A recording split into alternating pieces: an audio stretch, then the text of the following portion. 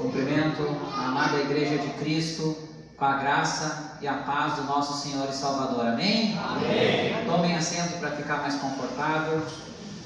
Amados, de imediato eu quero convidar a todos que trouxeram o seu exemplar da Bíblia a abrir no livro de Jó, lá no Antigo Testamento. Jó capítulo 1, vai estar aqui no telão também. Quem não trouxe a Bíblia pode acompanhar aqui pelo telão. E enquanto os irmãos procuram, eu quero primeiro agradecer a Deus pela oportunidade de mais uma vez estar ministrando a sua palavra, e a responsabilidade que pesa sobre mim nessa noite não é pequena, porque pregar a palavra de Deus é um grande compromisso. Em segundo lugar, eu quero agradecer ao pastor Paulo, que me fez o convite de estar aqui nessa noite para poder estar trazendo um estudo da palavra de Deus para a igreja. Aleluia! Amém? Amados, ainda antes de fazer a leitura do texto bíblico inicial, introdutório, eu quero começar essa mensagem de hoje com um testemunho. Amados, na segunda-feira eu estava aqui, nesse mesmo templo aqui, ministrando uma aula do nosso curso de teologia, e estava aqui com os alunos, e estou feliz de ter vários alunos que estão no culto aqui hoje, glória a Deus por isso. E eu comentei com eles, a aula foi uma bênção, foi uma das melhores aulas que eu considero que a gente teve, que eu ministrei aqui no nosso curso ao longo, eu já estou há 8 anos quase no curso, então faz bastante tempo, e foi uma das melhores aulas, porque teve conteúdo, teve ensino da palavra de Deus, e também teve vários momentos onde o Espírito Santo de Deus desceu sobre nós nessa aula. Aleluia! E no final da aula, eu testemunhei para os alunos aqui, pastor. Eu disse, pessoal, Deus me deu uma palavra ontem, que foi no domingo, tá? Tinha sido no domingo, a aula foi na segunda. Eu disse, Deus me deu uma palavra ontem, quando eu estudava, porque nós estamos estudando a disciplina dos livros poéticos. E começamos pelo livro de Jó, que é o primeiro livro poético. E eu ministrei essa aula, e no domingo, quando eu estava estudando, Deus, o Espírito Santo, ele me constrangeu quando eu preparava o estudo da aula e falou fortemente ao meu coração através dessa palavra. E eu compartilhei com os alunos aqui, eu falei para os alunos, eu disse, eu não sei quando, o pastor vai me escalar, eu não estava na escala para quinta, eu não sei quando que eu vou receber uma oportunidade de pregar no culto de ensino, mas a próxima escala que eu tiver, eu vou pregar essa palavra, porque Deus colocou no meu coração essa palavra. E eu dei ali um aperitivo ali para os alunos do que seria. E que bênção que tem muitos deles aí, né? Então, foi algo muito de Deus, assim, amados. Estar aqui hoje, nessa noite, receber esse convite, eu creio que foi o Espírito Santo de Deus trabalhando na minha vida e também na vida do pastor Paulo para poder estar aqui hoje. Eu creio que foi Deus que tocou o coração dele também para fazer esse convite. Amém, amados? Depois vai ter mais testemunho sobre essa aula, mas vamos lá. Livro de Jó, eu quero fazer primeiramente leitura do versículo 1 até o versículo 3, que diz o seguinte: Na terra de Uz vivia um homem chamado Jó. Era homem íntegro e justo, temia a Deus e evitava fazer o mal. Tinha ele 7 filhos e 3 filhas, e possuía 7.000 ovelhas, 3.000 camelos, 500 juntas de boi e 500 jumentos, e tinha muita gente a seu serviço. Era o homem mais rico do Oriente. Até aqui por enquanto, amados. Eu quero fazer algumas considerações introdutórias antes de continuar desenvolvendo essa mensagem e esse estudo. O primeiro deles o livro de Jó é o primeiro dos livros poéticos que ficam lá no Antigo Testamento. Até foi uma pergunta que eu fiz na aula, se os alunos sabiam como é que eram organizados os livros na Bíblia, e alguns não sabiam. Então os livros da Bíblia, Antigo e Novo Testamento, não são organizados. Alguns falam que foi por ordem cronológica, é por ordem de acontecimento dos fatos. Já vai uma lição aí, né, para ver como é importante estudar teologia. Não é por estilo literário. Tanto o Antigo quanto o Novo Testamento, os livros estão em sequência de estilo literário. Então Jó é o primeiro dos livros poéticos. Nós temos então Jó, Salmos, Provérbios, Eclesiastes e Cantares. São os 5 livros poéticos do Antigo Testamento.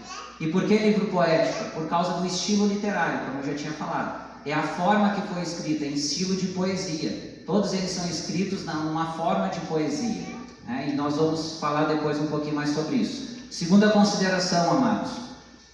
Apesar de ser escrito em estilo poético, Jó é um personagem real, assim como a sua história. Isso é muito importante. É muito importante que ninguém saia daqui sem... E isso não poderia passar desapercebido na introdução. Por quê? Por que eu digo isso, amados? Porque existem teólogos de linha liberal que hoje em dia eles dizem que Jó não é uma história real. Eles dizem que o livro de Jó é uma mitologia, que Jó é um personagem mitológico, que a história de Jó é uma história parabólica, fictícia. E não, a história de Jó é real. Irmão Marco, mas de onde é que tu tira que a história de Jó é real? Da própria palavra de Deus. Além do livro de Jó narrar uma história real, não é porque Jó é escrito em estilo poético que ele deixa de ser uma história real. É escrito em estilo poético, mas é uma história real. Nós vamos encontrar uma passagem no Antigo Testamento e uma no Novo Testamento fora do livro de Jó que comprova isso. Se você for estudar em casa, pode consultar Ezequiel, profeta Ezequiel, capítulo 14, versículos 14 ao versículo 20. Vai fazer menção a Jó como um personagem real histórico. Tiago, escrevendo a sua carta no capítulo 5, versículo 11, ele também vai falar de um exemplo de fé e vai usar Jó como um personagem histórico e real. Aleluia! A própria Bíblia, ela confirma que a história de Jó, ela é real, ela aconteceu de fato. Isso é muito importante, por quê? Porque se ela aconteceu de fato, tudo que está ali é verdade. Essa teologia liberal, ela ensina que como não era real, eles tentam torcer a palavra de Deus, então tudo é simbólico, vale mais ou menos. E tentam trazer novas explicações que não são as que a palavra de Deus ensina. Amém? Amém. Vamos seguir então. Mais uma consideração aqui. Jó, ele viveu em um período que foi pós-dilúvio, depois do dilúvio e antes de Abraão. Como é que a gente sabe disso? Isso há mais de 4.000 anos atrás dos nossos dias, há mais de 2.000 anos antes de Cristo. Porque o livro de Jó, ele não traz nenhuma menção de Abraão, e nem do povo judeu, e nem da lei mosaica, de nada. Então ele é antes de Abraão e depois do dilúvio. Então, provavelmente, o livro de Jó, existe a possibilidade de ser o livro mais antigo da Bíblia. Não se sabe quem é o autor, e também não se sabe quando ele foi escrito. Mas ele possivelmente seja a literatura mais antiga de toda a Bíblia, seja o livro de Jó. E também já vale aqui uma consideração, que mesmo sem Abraão, mesmo sem a lei, nós vamos ver então no livro de Jó que Deus ele nunca deixou de ter contato com a humanidade. Deus ele nunca deixou a humanidade desamparada, porque lá não existia a promessa de Abraão, e não existia a lei mosaica, e não existia ainda a revelação de Cristo. Mas existia um Deus que amava o seu povo, existia um Deus que se revelava para o seu povo. Aleluia! Mesmo antes da palavra escrita, Deus ele nunca deixou de ter comunhão com a sua criatura, com a sua criação. Amados, para encerrar aqui, mais uma consideração antes de encerrar. O livro de Jó, se você vai ler como um todo, isso também é interessante. Ele tem dois temas principais. É o sofrimento do justo e, por outro lado, a soberania de Deus. As duas maiores lições, num contexto geral, que nós podemos tirar é o sofrimento do justo. E é muito importante para nós saber disso, porque existe aquela ideia, aquela caricatura de alguns que se converteu, agora é só maravilha. Não tem mais problema, não tem mais provação, não tem mais tribulação. E o livro de Jó, ele traz um ensinamento para nós que o justo também sofre. Mas também ele traz um ensinamento maravilhoso, como nos louvores aqui, se tinha alguma dúvida eu não tinha, os louvores confirmaram essa mensagem dessa noite. O justo sofre, mas se ele perseverar na fé, Deus ele vai abençoar. Aleluia! Nós vamos ver no livro de Jó que ele vai passar por diversas provações, mas Deus vai dar em dobro aquilo que ele perdeu. Aleluia! O estado dele depois foi melhor do que o anterior.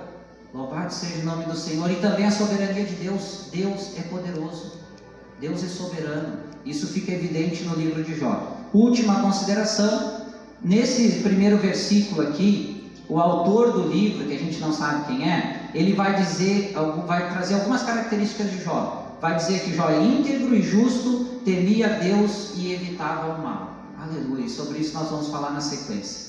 Amados, eu quero continuar essa mensagem agora fazendo leitura, então, passada a introdução dos versículos 4 e 5, que diz o seguinte: seus filhos costumavam dar banquetes em casa, um de cada vez, e convidavam suas 3 irmãs para comerem e beberem com eles.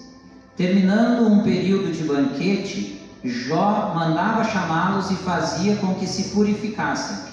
De madrugada, ele oferecia um holocausto em favor de cada um deles, pois pensava: talvez, veja bem, talvez os meus filhos tenham lá no íntimo pecado e amaldiçoado a Deus. Essa era a prática constante de Jó. Meu Deus, meu Deus, que texto forte, amados. Quero fazer a primeira consideração, é a seguinte, amados. Pelo texto, pela palavra, nós vimos que os filhos de Jó, eles tinham o costume de dar festas. Tinha um período, eles eram muito ricos. O texto mesmo ali já diz, Jó era muito rico, era uma família, ele era o mais rico do Oriente, daquela região naquela época. Então eles tinham o costume de fazer festas na casa de um, na casa de outro. Era um período, uma vez uma festa na casa de cada um. É o que o texto fala, o que a palavra fala. Passado o período dessas festas, o que acontecia, amados? Jó, ele chamava os seus filhos para sua casa e fazia com que eles se purificassem. Porque o texto não diz aqui que eles pecavam nas festas, mas por inferência, por sugestão, a gente consegue entender que eles poderiam sim se passar na bebida, se passar na festa e cometer algum pecado. Tamanha era a preocupação de Jó, ele chamava depois desse período os seus filhos na sua casa e fazia com que os seus filhos se purificassem. Não se dando por satisfeito, a segunda consideração nós vemos aqui no texto: na madrugada ele mesmo oferecia holocausto a Deus. E por que ele oferecia? Veja que o texto aqui eu grifei ainda, talvez. Não era que ele sabia que um filho tinha pecado, não era que ele sabia que alguém tinha se passado, que talvez ele acordava de madrugada e fazia holocausto a Deus por cada um dos seus filhos. Caso talvez, lá no subconsciente, lá como fala o texto aqui, lá no íntimo de algum dos filhos, eles pudessem ter amaldiçoado Deus. E ele fazia holocausto a Deus por aquilo, por essa situação. E aqui tem uma lição importante, amados. Aqui vem a calhar uma das doutrinas que nós temos na igreja, que o homem, o pai, o chefe de família, ele é o sacerdote do lar. O que Jó estava executando aqui? Ele estava executando o sacerdócio do lar. Ele estava sendo chefe de família. Ele estava sendo aquele homem que Deus chama para ser o homem da família, o homem da casa.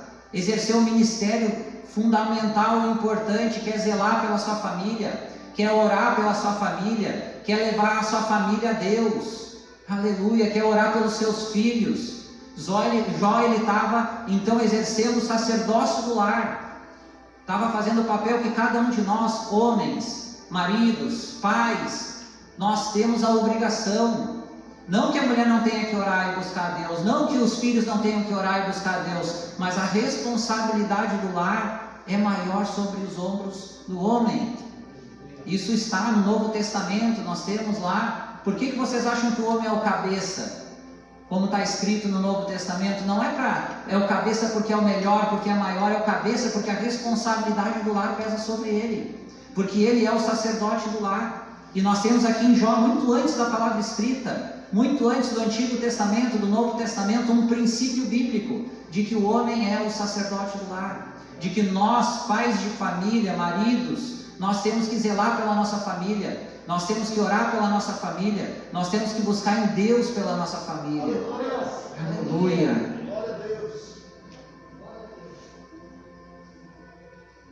Continua o texto, amados. No versículo 6 e no versículo 8, até o 8 diz o seguinte: certo dia, os anjos vieram apresentar-se ao Senhor, e Satanás também veio com eles. O Senhor disse a Satanás: de onde você veio? Satanás respondeu ao Senhor: de perambular pela terra e andar por ela. Disse então o Senhor a Satanás: reparou no meu servo Jó? Não há ninguém na terra como ele, irrepreensível, íntegro, homem que teme a Deus e que evita o mal. Aleluia.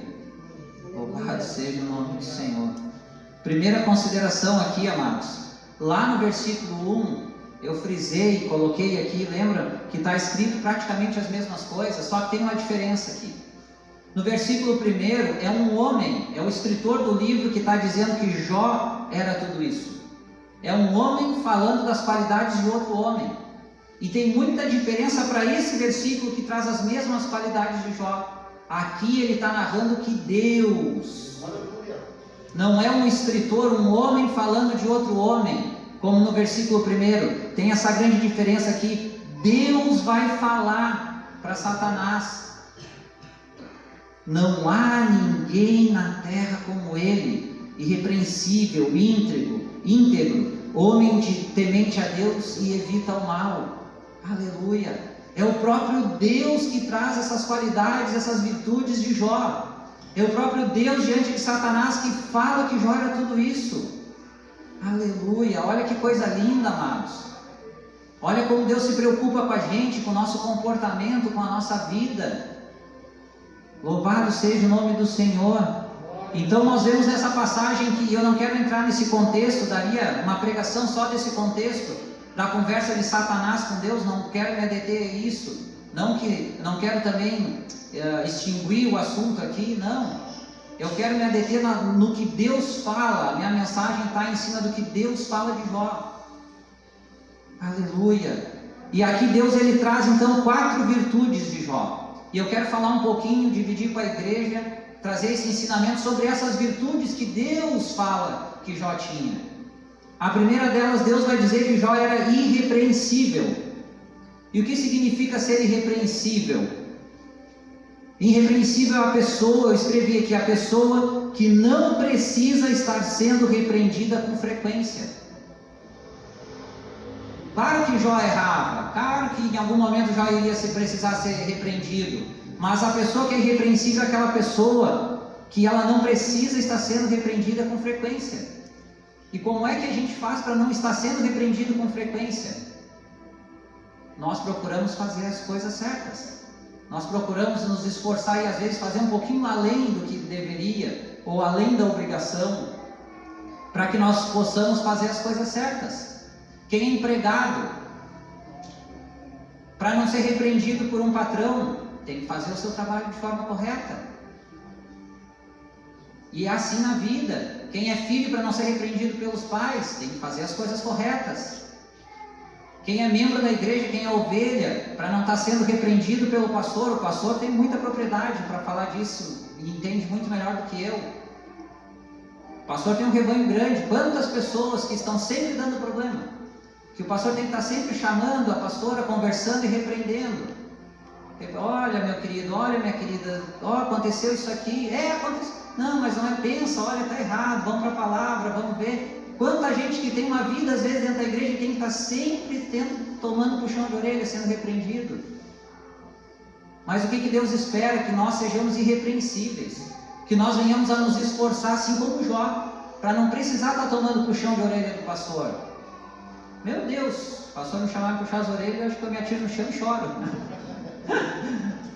Mas, amados, eu me esforço, e a gente tem que se esforçar no trabalho, no relacionamento conjugal, no relacionamento com os filhos, com os amigos, na igreja, para nós fazermos as coisas de formas corretas, para que Deus, e as pessoas não tenham que estar nos repreendendo. Então, uma das qualidades que Deus admira nos seres humanos é fazer o certo, é fazer o correto, é ser irrepreensível, é não precisar estar toda hora sendo repreendido. Aleluia! Segunda coisa que Deus fala aqui da qualidade de Jó, que ele era íntegro. É outra coisa que Deus admira no ser humano, que Deus tem prazer quando o ser humano, o homem e a mulher é íntegro. E eu escrevi aqui, uma pessoa íntegro é a pessoa que é justa e age segundo os bons padrões morais e éticos. O que é ser íntegro? É ser justo. O que é ser íntegro? Não é fazer o que vai ser melhor para mim, não é fazer o que vai me favorecer mais, não é aquela coisa como infelizmente tem no nosso país, o jeitinho brasileiro. Não, mas tem um jeitinho aqui, vamos dar um jeitinho brasileiro. Ser íntegro é fazer o que é correto. Ser íntegro é mesmo quando nós estamos num meio que tem pessoas corrompidas, que tem pessoas querendo nos corromper, nós sermos centrados em Deus, nós sermos centrados na palavra de Deus e agirmos com justiça, não agindo não de forma que o meu peso da minha balança vai ser mais pesado, vai ser melhor do que o outro, não, agindo com imparcialidade. Muitas vezes isso nos custa mais trabalho, mais esforço, perdas. Muitas vezes a gente perde alguma coisa por ser justo, ou deixa de lucrar ou de ganhar algo por ser justo. Mas o que Deus espera de nós é que nós venhamos a ser como Jó, que era íntegro. Aleluia! Nós temos que seguir os padrões morais e éticos. Bons padrões morais e éticos. Aonde que nós encontramos os padrões morais e éticos corretos? Nós cristãos, eu estou falando cristãos, eu estou pregando para crente. Nós temos que ter o nosso caráter moldado em Cristo. A palavra de Deus diz que nós temos que ter o caráter de Cristo. Nós temos que ser nova criatura de verdade. As coisas velhas têm que ter passado e eis que tudo se faz novo. Nós temos que olhar para Cristo. Quando nós estamos diante de uma situação que nós temos que tomar uma decisão, que nós temos que julgar, nós temos que pensar o que Jesus faria nessa situação. Como Jesus agiria nessa situação? E aí nós vamos achar o peso da justiça de Deus. Aleluia! A terceira coisa que Deus fala de Jó é que ele era temente a Deus. E ser temente a Deus é a pessoa que coloca tudo em sua vida na presença de Deus. Aleluia! Ser temente a Deus, amado, não é como alguns pensam, vir no culto, participar de 1, 2 cultos por semana, ficar aqui 1h30, 2 horas. Ser temente a Deus não é de vez em quando fazer uma oração. Ser temente a Deus não é apenas, eu estou falando apenas essas coisas, quando a coisa aperta, tu buscar a Deus quando tu precisa. Isso faz parte. Mas ser temente a Deus é colocar tudo em nossas vidas na presença de Deus. Ser temente a Deus é colocar o nosso casamento, é colocar o nosso trabalho, é colocar os nossos filhos, os nossos pais, os nossos amigos, a igreja, tudo. Ser temente a Deus é tudo que nós vamos fazer, é colocar na presença de Deus. Seja comprar um carro, seja sair para trabalhar, seja o que for. Ser temente a Deus é colocar tudo na presença de Deus. Olha o que Jó fazia. Os filhos dele estavam fazendo festas. E ele estava preocupado com o possível, em nenhum momento disse que os filhos pecaram, mas o possível pecado dos filhos. E Jó era tão temente a Deus que, olha, ele chamava os filhos, ele fazia aquela reunião, fazia com que eles se purificassem, ele orava pela madrugada. Jó zelava pelo nome de Deus. Jó era o homem mais rico do Oriente, mas em nenhum momento vai dizer que a riqueza de Jó estava na frente do Deus de Jó. Aleluia! O Deus de Jó Deus era muito mais importante para Jó do que tudo que ele tinha. Nós vamos ver na continuação da história, não vou ler mais aqui porque vai ficar muito extenso, mas todos sabem da história de Jó. Satanás, Deus vai permitir que ele toque, Jó vai perder praticamente tudo, vai ficar doente. Aleluia! Mas tem uma coisa que Jó não perde. Jó entra em depressão, Jó pede para morrer. Pode ler lá no livro de Jó. Jó sofre muito. E não poderia ser diferente, mas tem uma coisa que Jó não faz em nenhum momento, nunca, em nenhum momento Jó deixa de temer a Deus, em nenhum momento Jó culpa a Deus, coloca a culpa de tudo em Deus, não faz como a mulher dele diz, amaldiçoa esse Deus e morre, ele chama ela de louca e ele vai dizer, Deus me deu, Deus tomou, bendito seja o nome do Senhor, aleluia, aleluia. Quarto e último ponto aqui, Deus vai falar que Jó evitava o mal. E evitar o mal é a pessoa que se desvia de coisas e situações que possam levar ao pecado. Como é que nós podemos fazer para evitar o mal? A palavra de Deus diz que estreito é o caminho, é estreito o caminho que leva para o céu, e largo é o caminho que leva à perdição. Nós temos que andar naquele caminho estreito. Como é que nós evitamos o mal se nós temos ali uma via, um atalho? Eu vou por esse atalho aqui, mas eu sei que naquele atalho eu posso cometer um pecado, nem entra naquele caminho. Em vias práticas, se a gente sabe que alguma coisa é pecado aos olhos de Deus, que não é coerente fazer aquilo aos olhos de Deus, para que chegar perto? Para que querer? Satanás age, ele nos tenta, Nós temos que nos desviar do mal. A palavra de Deus diz que a gente tem que resistir o diabo. Resistir, tem que resistir. E ele fugirá. Nós temos que resistir, nós temos que lutar, nós temos que evitar o mal. Nós temos que evitar se colocar em situações que levem ao pecado. Nós temos que evitar fazer coisas que sejam um caminho para o pecado. Ai, meu Marco, mas não é pecado. Mas o caminho é para o pecado. Para que andar no caminho que leva ao pecado? Se nós podemos evitar antecipadamente. Tem muita coisa que o pecado ele nasce primeiro na mente, no coração. Depois ele é concebido no ato. Então, se nós sabemos que um caminho leva ao pecado, nem anda, nem começa a trilhar naquele caminho. Porque a chance de você cair no pecado é muito grande. A chance de... Então, o que está dizendo aqui? O que seria o evitar o mal? É evitar coisas que possam levar ao pecado. E Jó fazia isso, e Deus se agradava que Jó fazia isso. E nós devemos seguir essa orientação também. Aleluia! Amados, eu já quero encerrar essa mensagem. Mas antes de concluir essa mensagem, eu disse que eu tinha mais um testemunho para dar. E esse testemunho foi algo que impactou e vem impactando a minha vida.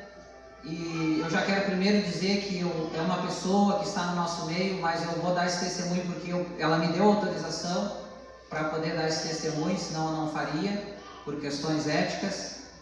Mas, amados, foi algo muito forte. E eu quero falar por que eu vou dar esse testemunho aqui, que não é meu, mas eu participei deste momento e venho participando de alguns momentos, porque tem tudo a ver com a história de Jó, e tem tudo a ver com a nossa história, algo que a gente tem que meditar às vezes, porque a vida ela é tão corrida, ela passa tão rápido, que às vezes as coisas vão acontecendo dia após dia e a gente não para às vezes para pensar em fazer um momento de introspecção. Essa palavrinha é difícil. O que é introspecção? Autoavaliação. Nós fazemos uma autoavaliação. E amados, vou voltar para a aula de segunda-feira aqui. Mas antes, eu quero lembrar vocês devem saber, se não leiam o livro de Jó, uma boa leitura, que Jó, ele tem tudo isso aqui, mas Deus permite, Satanás vai dizer para Jó na continuação aqui, o Jó é assim, vou resumir bem rapidinho. Jó é assim porque tu abençoou ele é rico, é próximo, tem família, tem tudo. Então Deus vai permitir que Satanás toque em Jó, no patrimônio de Jó, nos filhos de Jó e na saúde de Jó, só não vai permitir que ele mate Jó. E Jó chega ao ponto de perder tudo e ficar semi-morto ali, moribundo, com feridas. Ele mesmo vai dizer que chega a ficar a pele e osso, expelindo pus, enfim, uma situação deplorável.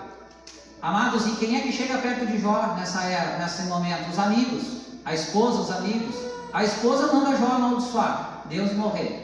Os amigos começam, eu vou trocar em miúdos aqui, os amigos, um diz, tu está assim porque tu está em pecado. Tu está assim porque tu está em pecado. Outro diz, tu está assim porque tu pecou e não te arrependeu. E por aí vai. Era isso que os amigos de Jó falavam para ele. E Jó dizia, não, eu já me examinei, eu não sou perfeito, mas eu não consigo achar algo que para essa situação, sendo que Jó estava sendo provado. E preste atenção nisso, Deus nos prova, mas Deus nos prova não para nos ver derrotados, não para nós cair, Deus nos prova para que na provação nós sejamos aperfeiçoados, que na provação nós criamos maturidade. Quem nos tenta é Satanás. Satanás ele nos tenta para que nós caímos, para que nós venhamos a quebrar a cara, mas Deus ele nos prova para que nós venhamos a ser aprovados. E foi o que aconteceu com Jó. Amados, eu quero voltar um pouquinho antes da pandemia. Eu vou ser bem rápido. Um pouquinho antes da pandemia, nós estávamos um dia num culto aqui, acabou o culto, eu fui ali para o salão de festas e estava fazendo umas inscrições do IBADEP, do nosso curso de teologia aqui, e estava ali. Daqui a pouco vem um casal, chega até mim, e esse casal, essa mulher, ela diz, o meu sonho é fazer um curso de teologia. Eu tenho um sonho de estudar, de aprender sobre Deus. E o meu sonho é fazer um curso de teologia. E começa a falar e eu estou ouvindo ali. Mas só que tem um problema. Eu sou cega. Mas primeiro ela falou do desejo, né?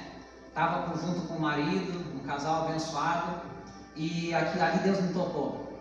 Eu nunca vou me esquecer. Eu disse, foi ali que eu conheci aquele casal. Eu disse, se tu quer fazer o curso de teologia, se esse é o teu sonho, ele vai se realizar. O que depender de mim, de nós aqui da igreja, ele vai se realizar. mas e como é que vai ser? Eu disse, olha, como é que a gente vai fazer? Eu não sei, mas que nós vamos dar um jeito, nós vamos dar um jeito. Como é que vai ser a prova? Como é que vai ser? Eu não sei, mas tu vai fazer o curso. O teu sonho vai se realizar, tu vai aprender mais sobre Deus. E depois a gente vai ver como é que o resto a gente vai ajeitando.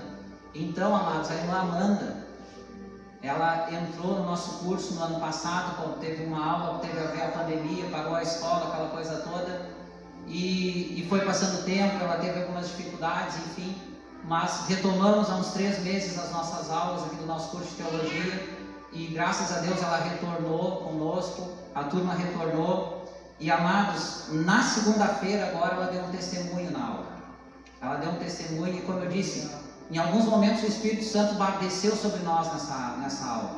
E esse foi o momento mais forte da presença de Deus nessa aula. Ela pediu a palavra, nós estávamos estudando sobre Jó, e eu falando sobre esse contexto da vida de Jó e as acusações, e a minha irmã Amanda pediu a palavra e falou, eu vou resumir aqui, ela com certeza vai contar melhor. A irmã Amanda, há em torno de 10 anos, ela perdeu a visão, né? E ela era adolescente, ela tinha 14, 15 anos, ela foi contando para nós, e ela enxergava normal, tudo, ficou doente repentinamente, teve tumor no cérebro, teve uma série de problemas, rápido assim, rápido. E os médicos chamaram a família, nós temos que operar, temos que fazer algo logo, e deram notícia para a família, provavelmente ela vai sair morta da cirurgia, da operação. Se ela não sair morta, ela vai ficar em estado vegetativo. E fizeram uma cirurgia, cortaram o cabelo, e a irmã Amanda, né, perdeu a visão, e foram várias e várias, para encurtar a história, várias e várias cirurgias. Toda vez o médico chamava, ou vai ficar assim, ou vai perder o movimento de um lado, enfim. E assim ela vem lutando, e ela vem se agarrando em Deus. Ela tinha um namorado nessa época, e que pediu, um grande homem, que pediu ela em casamento no hospital com o cabelo rapado. Depois que fez a cirurgia, ele chegou lá e disse, não, eu te amo. Não, mas não, ela disse, não precisa ficar comigo por piedade. Não, mas eu te amo, eu quero ficar contigo, eu quero lutar essa luta junto contigo. E graças a Deus eles estão casados até hoje. E são um casal abençoado, estão no nosso meio, amados. Às vezes a gente olha as histórias para fora e tem coisas lindas e maravilhosas que Deus opera no nosso meio, e nós não valorizamos, e nós não expomos isso. Aleluia! É a gente poder ver os milagres de Deus no nosso meio acontecendo. Para resumir, ela, no fim de tudo, ela acabou perdendo a visão. A irmã Amanda testemunhou para nós aqui também que ela ficou muitos anos numa outra igreja, por questões éticas eu não vou falar o nome também, mas que nessa igreja ela foi como Jó, muito maltratada. Nessa igreja ela ia para o culto e voltava para casa, e o marido dizia, por que foi no culto? Onde é que tu foi na igreja para voltar desse jeito? Sabe por quê, amados? Porque ela ia, ela adorava a Deus, ela abriu o coração dela, e na saída vinha eu vou resumir assim mais ou menos como os amigos de Jó, e diziam, tu é cega, tu está cega ainda porque tu falta fé. Num outro culto, no final vinha outro e dizia, tu é cega porque tu está em pecado, tu é cega porque tu tem que te arrepender de algo. E assim, nesse sistema, anos sofrendo, apanhando dentro da igreja, e ela firme com Deus, ela nunca negando Deus, ela buscando Deus, aleluia. E ela testemunhou algo que impactou meu coração. Ela disse, eu estou falando isso tudo porque depois que eu vim para Madureira, eu fui muito bem recebido pelo pastor Paulo, a pastora Nelcine, e o curso de teologia tem mudado a minha vida. Aqui eu fui amada, aqui eu fui recebida, aqui vocês me tratam bem como uma pessoa igual, aqui vocês oram por mim, aqui vocês querem que eu esteja no meio de vocês, aqui eu estou aprendendo sobre Deus. E a irmã Amanda disse, eu ficava muito triste com o que eles falavam dentro da igreja para mim, porque assim, amados, ela disse, eu dou graças a Deus por só ser cega. Glória a Deus, glória a Deus, aleluia.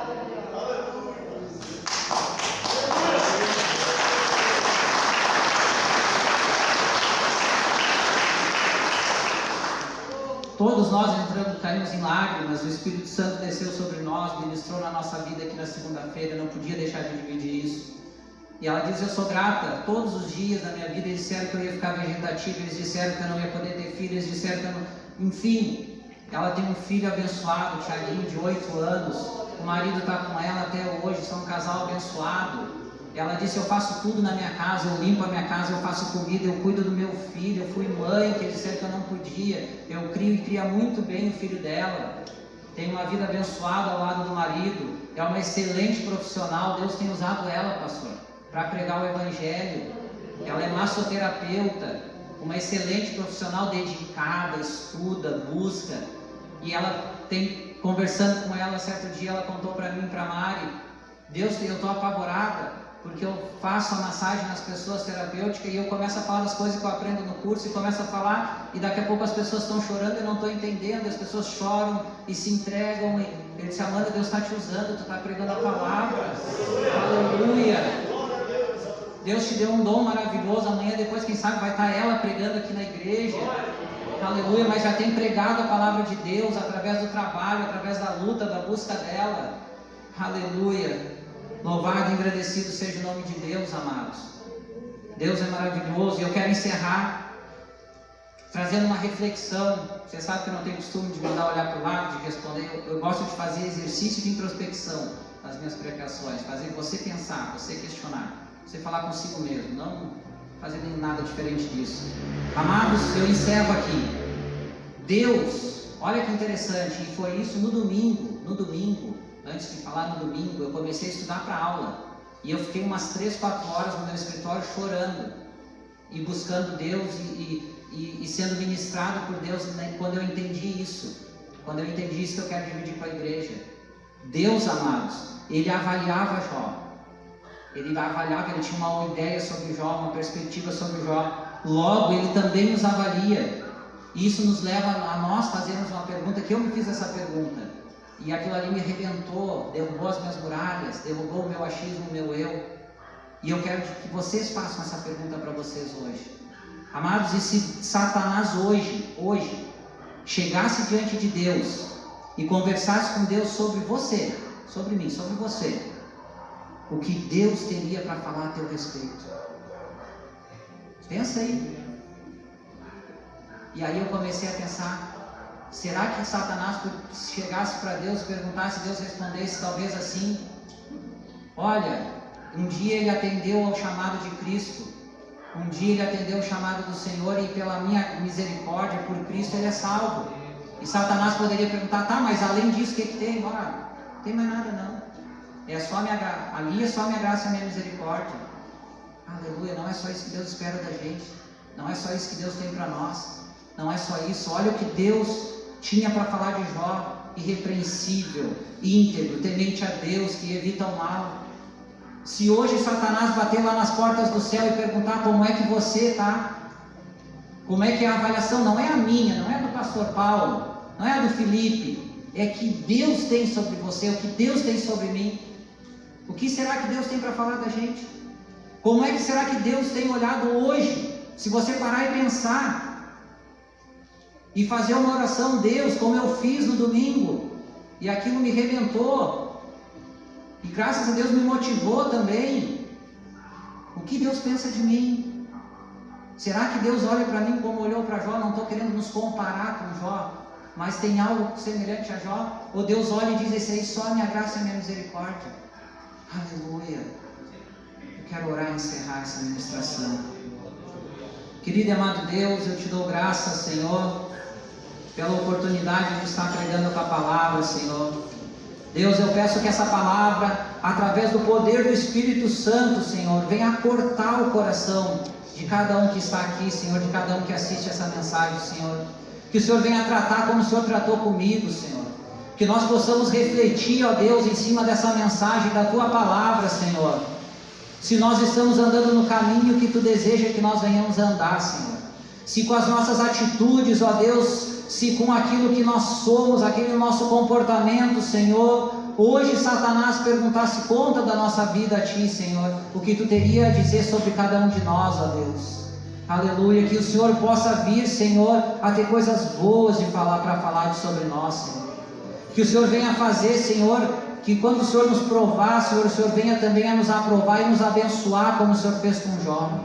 Aleluia, que nós possamos, Senhor, que essa palavra venha cortar, Senhor, venha fazer alguém que talvez esteja querendo pisar no caminho errado, Senhor, talvez esteja com dúvida de algo, Senhor, que venha a orar e buscar em Ti, Senhor, e busque o conserto, Senhor, que busque o arrependimento, Senhor, que busque a mudança de direção, Senhor, que busque, mesmo que seja mais difícil, ser justo, mesmo que seja mais difícil ser íntegro, Senhor, mesmo que doa, Senhor, andar no caminho estreito, Senhor, aleluia, para que além da Tua graça, da Tua misericórdia, além da salvação que está em Cristo, Senhor, o Senhor possa olhar para nós, ó Deus, o Senhor possa ter prazer, Senhor, em dizer: esse é meu filho amado, esse é o meu filho que é íntegro, essa é minha filha que é abençoada, essa aqui é minha filha que se desvia do mal, ou meus filhos que buscam uma verdadeira conversão, que buscam uma verdadeira vida em Cristo. Aleluia, louvado e agradecido seja o nome do Senhor.